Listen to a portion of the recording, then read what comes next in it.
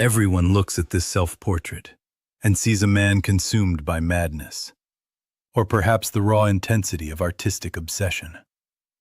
They talk about his wide eyes and his desperate grip on his hair. But they all miss the silent, terrifying question hidden in the shadows of his reflection. This is not just a painting of a man losing his mind. It is a portal into a confession that Courbet tried to bury beneath layers of paint. Look at his pupils. They are not reflecting the world around him. They are holding something back. Most critics claim this is an image of genius struggling with the weight of expectation. That is a lie. If you look closely at the light catching the left side of his face, you will realize that the light is not coming from outside the frame. It is coming from something right in front of him that he is terrified to acknowledge. He is not looking at a mirror. He is looking at you. The desperation in his expression is not because he is struggling to create. It is because he has finally seen what is standing behind your shoulder.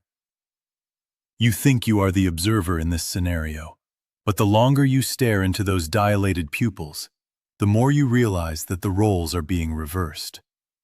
Something in the composition, something ignored by historians for centuries, reveals that he was not painting his own face.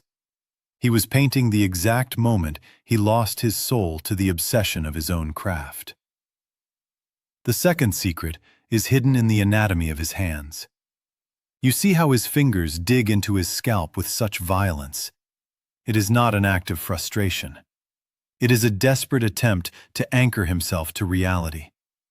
Analyze the grip. He is trying to suppress a thought that is literally clawing its way out of his skull. Historians dismiss this as simple romantic flair, but look at the angle of his left thumb. It does not follow the natural curve of the head. It is pressing against a specific point, a pressure point that neurologists say would induce a hallucination. He knew exactly what he was doing. He was not just painting a pose. He was practicing a ritual to force his mind into a state of total vulnerability. The shadows cast by his knuckles on his forehead are not random. They form a jagged, unnatural pattern that points directly towards the center of his brow, the third eye of his own mental prison. He was not capturing a moment of madness. He was conducting an experiment on his own consciousness. Each strand of hair he pulls is a tether, a link to a reality that is slowly slipping away from him. He is holding on with everything he has, but look at the tension in his jaw. That is not the jaw of a man who is fighting back. That is the jaw of a man who has already surrendered. He is not just desperate. He is waiting for the inevitable.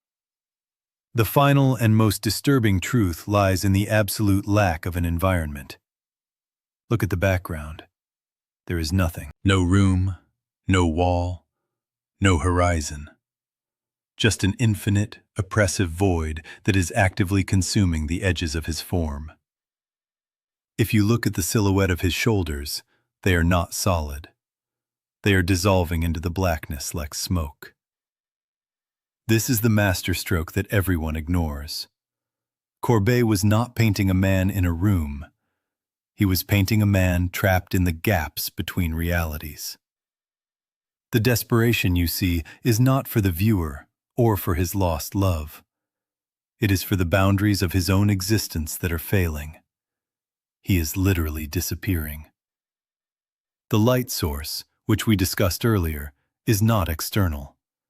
It is the last flickering spark of his own fading presence.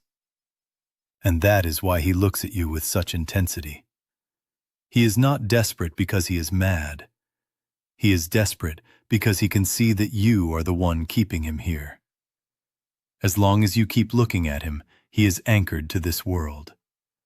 But once you look away, once you close this video, he will finally fall into the void he has been fighting for 2 centuries. The painting is not a static object. It is a trap. And now that you have seen the truth, you are part of the process.